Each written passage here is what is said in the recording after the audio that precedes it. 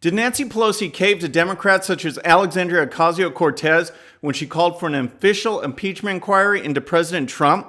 The left trots out its latest climate poster child, and Sheila Jackson-Lee proves once again she has absolutely no business making legislation. All that and more. I'm Bobby Eberle. This is a 13-minute news hour. And God bless the United States of America.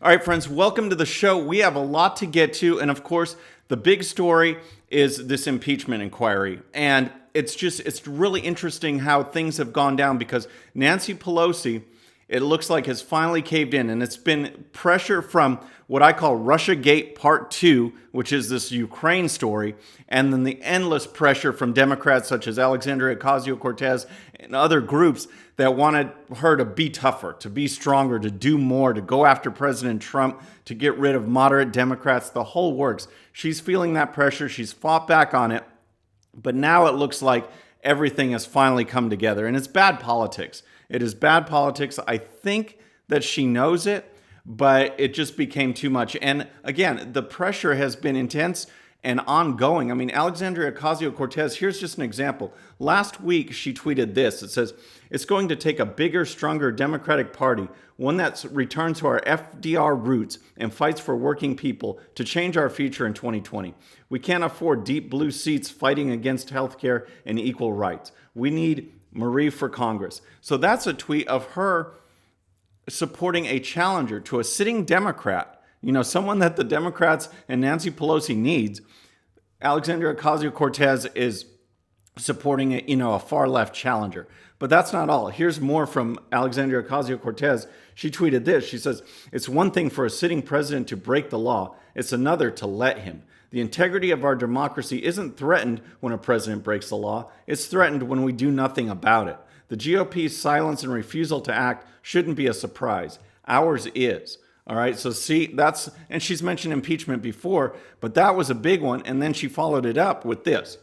At this point, the bigger national scandal isn't the president's law-breaking behavior. It's the Democrat Party's refusal to impeach him for it. Okay, so she's been speaking out. She's been putting the thumb screws to Nancy Pelosi, but she's not the only one. Here's a report from the Washington Examiner. It says the center-left think tank New Democrat Network implored Pelosi to make the case against Trump now in a blog item authored by Simon Rosenberg.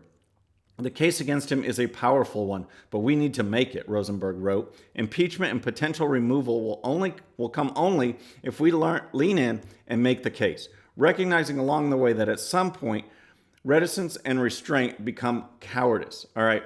So this pressure has been going on. And now all of a sudden, this Ukraine story comes out and they just jump on it. And it's ridiculous at the outset. I mean, the press and the Democrats are jumping without any information except from a discredited whistleblower. More information keeps coming out on him even this morning.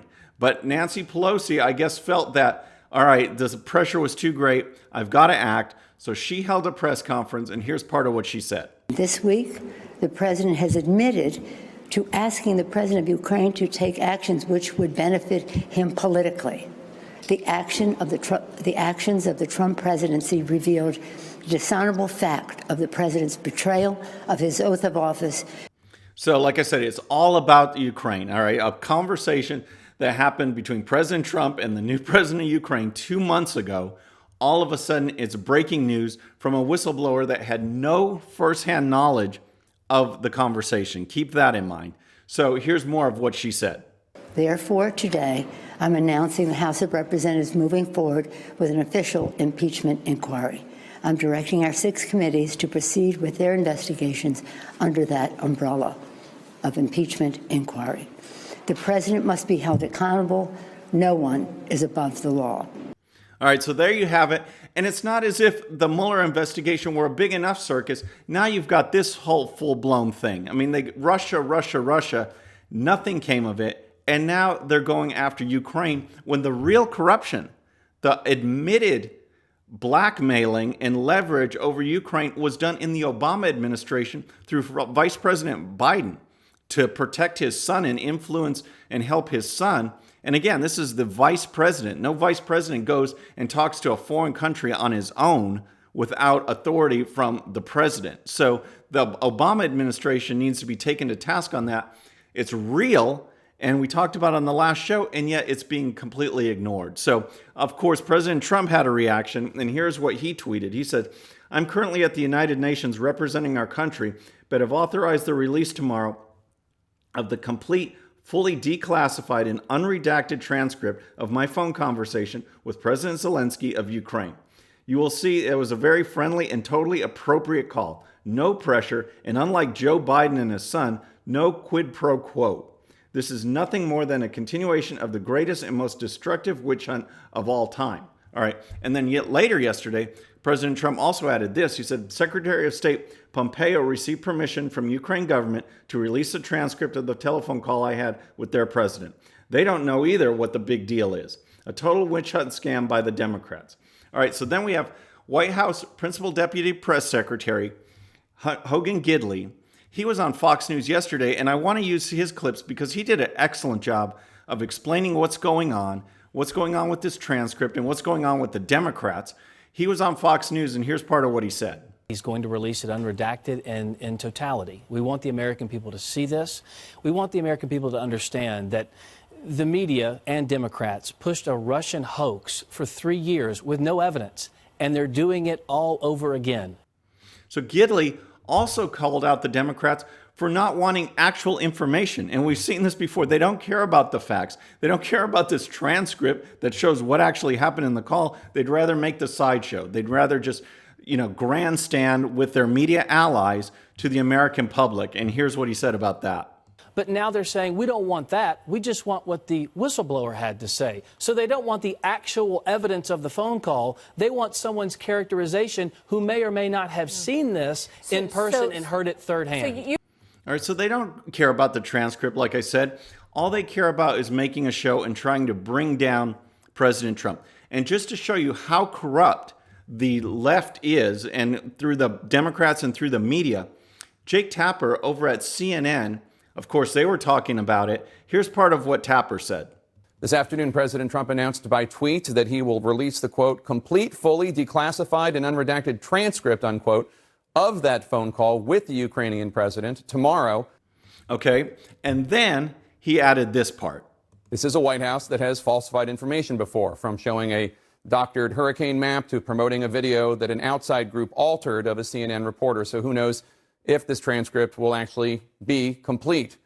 Are you kidding me? See, facts absolutely do not matter to the left. All right. Now he's talking about doctored hurricane maps and ridiculous stuff like that. So they're already preparing that when they release this transcript, that it's meaningless. It does not matter to the left that we're presenting facts, that the administration is presenting facts, that the administration has information on this whistleblower that shows he's a partisan activist, a partisan operative.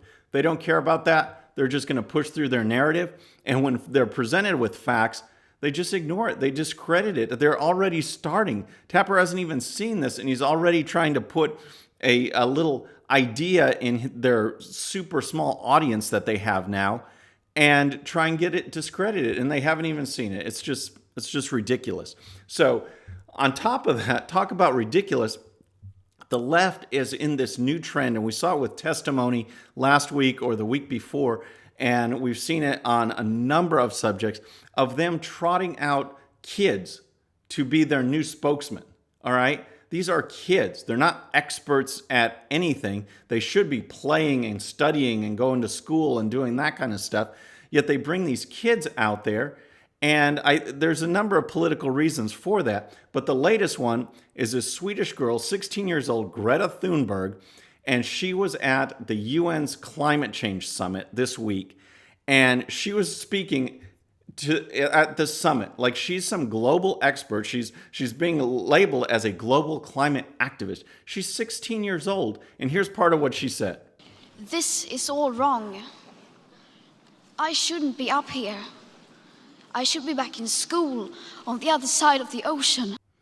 Yes, that's exactly where you should be and what you should be doing. But here's more. People are suffering.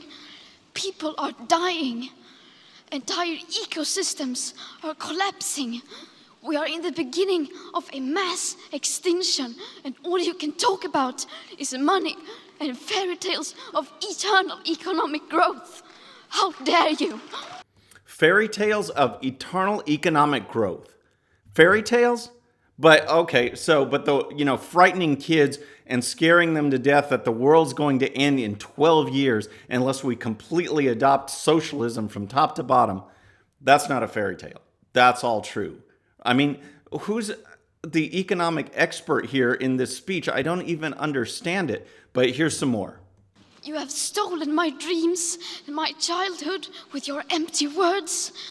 Stolen her dreams and her childhood. And it just makes me wonder, what are her parents saying to her? Because these kids that they take out there, that they prop up to speak, obviously they're not experts. Obviously they're not, the ones you turn to for data and experiments and research papers and knowledge on the subject. They are being indoctrinated by left-wing adults and then put out there, probably because the left will then say, oh my gosh, you're attacking a child? How dare you say anything about this child? Yet they're the ones that are putting these children in the political arena. That's bad enough. But the whole message that they're saying that these people are scared to even do anything because the world's going to end in 12 years is absolutely irresponsible, and it shows that the left doesn't care. All they care about is power, disrupting the entire global structure, especially in the United States, with our economic system and replacing it with socialism. It's absolutely outrageous, yet the left just loves this. Anytime one of these children comes forward, the left just falls head over heels in love. And sure enough, you take a look at what this guy said on ABC News. Greta Thunberg is taking on climate change head on, pulling no punches. Her passionate speeches have drawn attention all over the world, and now she's on the president's radar as well. Overnight, the president seeming to mock this teenage activist with a sarcastic tweet. See, just fawning over this person like it's some global expert, like we're supposed to listen. And that's exactly what the left says. You're supposed to listen, but not question. You can't come back. You can't refute. You can't debate. I mean, is this girl going to go up and debate an actual expert on the other side? Will we ever see that? I mean, do we ever see Alexandria Ocasio-Cortez actually debate someone? No, she goes on CNN and MSNBC and these safe talk shows. That's all you see. And yet the left, these are their experts, a bartender and a high school sophomore. It absolutely makes no sense at all. And so finally, I want to end with more nonsense, okay? Sheila Jackson-Lee, who is one of the reasons I got involved in politics, my very first campaign that I volunteered on way back in 1994, was a black preacher that was taking on Sheila Jackson-Lee when she first ran, when she was still on city council. So I've followed her for years, and she keeps saying nonsense all the time. She should not be in charge of any legislation. Now she was speaking out against the AR-15, and here's part of what she said. My bill that I've introduced dealing with a caliber weapon, I've held an AR-15 in my hand. I wish I had it. It is as heavy as 10 boxes that you might be moving. So an AR-15 rifle weighs as much as 10 moving boxes? I mean, it weighs like 7 or 8 pounds. What is she talking about? But then there's more. Check this out. And the bullet that is utilized, a 50 caliber, these kinds of bullets, need to be licensed and do not need to be on the street. So wow, a big old 50 caliber round is what goes in an AR-15 rifle. It's just absolutely nonsense. And yet she's talking to reporters, serious as can be, that this rifle weighs as much as 10 moving boxes and uses 50 caliber rounds that should be registered. And this is a person that's in charge of legislation that keeps getting elected year after year. She's been there since 1994. It's absolutely outrageous, but yet these are the spokespeople. These are the ones pushing legislation, and she doesn't even know what she's talking about. So, folks, that's our show for today. I hope you enjoyed it. Please subscribe, and when you do, please hit that bell so you'll be notified, and we'll see you next time. I'm Bobby Eberle. This is a 13-Minute News Hour.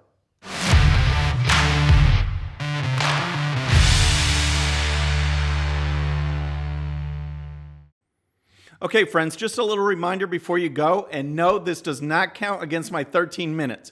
Please hit the subscribe button below and tell your friends. And if you happen to miss our last show, you can check it out right here. And also for great conservative news and commentary, please check out GOPUSA.com. All right, folks, we'll see you on the next show. Have a great day.